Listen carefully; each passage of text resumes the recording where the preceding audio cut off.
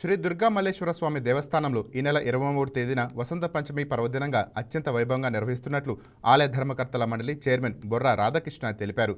చదువుల తల్లి సరస్వతీదేవి జన్మదినంగా భావించే ఈ పవిత్ర రోజున ఇంద్రకీలాద్రిపై విశేష పూజలు కార్యక్రమాలు నిర్వహిస్తున్నామని అన్నారు. అమ్మవారు శ్రీ సరస్వతీదేవి అలంకారంలో శ్వేతవస్త్రధారణిగా చేతిలో వీణ, పుస్తకం, అక్షరమాలను ధరించి భక్తులకు దర్శనం ఇవ్వనున్నారని తెలిపారు. చిన్నారుల అక్షరాభ్యాసానికి అవసరమైన పలక, బలపం తదితర పూజా సామాగ్రిని దేవస్థానమే సమకూరుస్తుందని అన్నారు. భక్తుల రద్దీని దృష్టిలో ఉంచుకొని క్యూలైన్లో ఎలాంటి ఇబ్బందులు లేకుండా ఏర్పాటు చేసి ఉచిత ప్రసాదం, తాగునీటి సౌకర్యం కల్పించాలంటున్న చైర్మన్ బొర్రా రాధాకృష్ణతో మా correspondent Bindu face to face. Indrakeeladri అమ్మవారి దేవస్థానంలో 23వ తారీఖు అంటే రేపు శుక్రవారం శ్రీ పంచమి సందర్భంగా శ్రీ సరస్వతీదేవి అవతారంలో అమ్మవారు దర్శనం ఇవ్వనుంది. ఈ నేపథ్యంలో భారీగా విద్యార్థులు వచ్చే దానికైతే ఎటువంటి ప్రత్యేకమైన ఏర్పాట్లు చేశారో మనతో పాటు మాట్లాడడానికి ఆలయ చైర్మన్ బొర్రా గాంధీ గారు ఉన్నారు. సార్, ఎటువంటి ఏర్పాట్లు చేశారు రేపు శ్రీ పంచమి సందర్భంగా? ఓం శ్రీ కందర్గా నమః. మరి రేపు 23వ తారీఖు నాడు శ్రీ పంచమి సందర్భంగా మరి ఆ తల్లి, ఆ శక్తి భవాని సరస్వతీదేవి అవతారంలో ఆమె దర్శనం ఇవ్వబోతుంది. మరి భక్తులు చాలా ఎక్కువ మంది వస్తారని ఎక్స్పెక్ట్ చేస్తున్నాం. అలాగే స్కూల్ పిల్లలు కొన్ని వేల మంది వస్తారని ఎక్స్పెక్ట్ చేస్తున్నాం.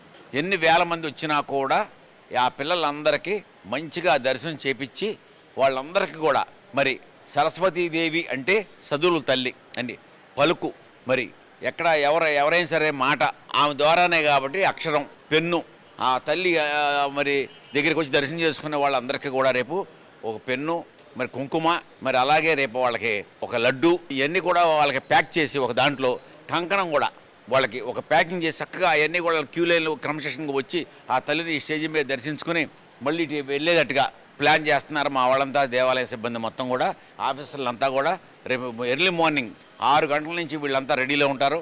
ఈ కార్యక్రమాలకే మరి అందరం కూడా ఈవో గారు కూడా ఎర్లీ మార్నింగ్ వస్తారు, మేమంతా కూడా వస్తాం.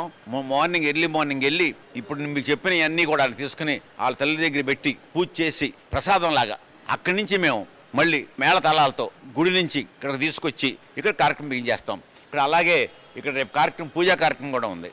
ఆ పూజా కార్యక్రమం కూడా ఇక్కడే చేస్తున్నాం, అందరూ తిలకిస్తారని. అట్లాగే కొన్ని వందల మంది పిల్లలు రేపు సరస్వతి దేవి అవతారం కాబట్టి చాలామంది ఈ కొత్తగా చదువుకోబోయే పిల్లలందరూ కూడా రేపు అక్షరాభ్యాసం చేయబోతున్నారు. ఇక్కడ వాళ్ళందరికీ కూడా ఇక్కడ మంచి ఏర్పాట్లు చేశాం. 500 మంది వచ్చినా కూడా అధికారులంతా కూడా నెంబర్ 1 ఏర్పాట్లు చేశారు. ఇక్కడ వాళ్ళకి ప్రశాంతంగా చేసుకోవడానికి అంత తృప్తిగా రేపు వెళ్ళాలని చెప్పి చేస్తున్నాం. అందరికీ మేమంతా కూడా సిబ్బంది అంతా ఉండి ఈ కార్యక్రమం చేస్తాం. సార్, అంతమంది వచ్చే నేపథ్యంలో అంటే భక్తులే కాకుండా విద్యార్థులు వచ్చే నేపథ్యంలో ముఖ్యంగా అంతరాలయ దర్శనానికి సంబంధించి అంతరాలయ దర్శనం ఉందా, లేకపోతే ఆపుతారు రేపు ఒకరోజు? అంతరాలయం అనేదమ్మా మరి ఆల్రెడీ ఆన్లైన్లో టికెట్లు కొంతమంది కొనడం జరిగింది. మరి ఆ ఉండ పరిస్థితిని బట్టి అంతరాలయం అనేది మరి టికెట్లు ఆల్రెడీ ఆన్లైన్లో కొన్న వాళ్ళని మనం పంపించాల్సిందే. హెవీ రష్ ఉంటే అప్పటికప్పుడు టికెట్లు ఆపేస్తాం ఇవ్వకుండా. వచ్చిన వాళ్ళ వరకు చూసి ఒక 10-20 మందిని ఆపి ఒకేసారిగా ఆ వచ్చిన టికెట్ వరకు చేయించుతాం. ఎందుకంటే లోన వాళ్ళు ఏమైనా అడ్డొస్తారో ఈ పిల్లలకి ఉద్దేశంతో అది చూసి ప్లాన్ చేసి చేస్తాం. దాని గురించి పెద్ద ఆలోచన లేదు. బ్రహ్మాండంగా దర్శనం చేయిస్తాం పిల్లలకి, విఐపీలకి.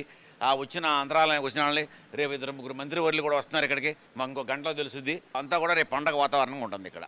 ముఖ్యంగా చూసుకుంటే రేపు జరగబోయే సరస్వతీదేవి అలంకరణకి ఎటువంటి ఏర్పాట్లు చేశారో చైర్మన్ గారు చెప్పడం జరిగింది. ఇది ఇక్కడ పరిస్థితి. వీడియో జర్నలిస్ట్ పవన్తో Bindu, YK news, Vijayawada. Please subscribe to YK TV network. Please subscribe to YK TV. Please watch YK News.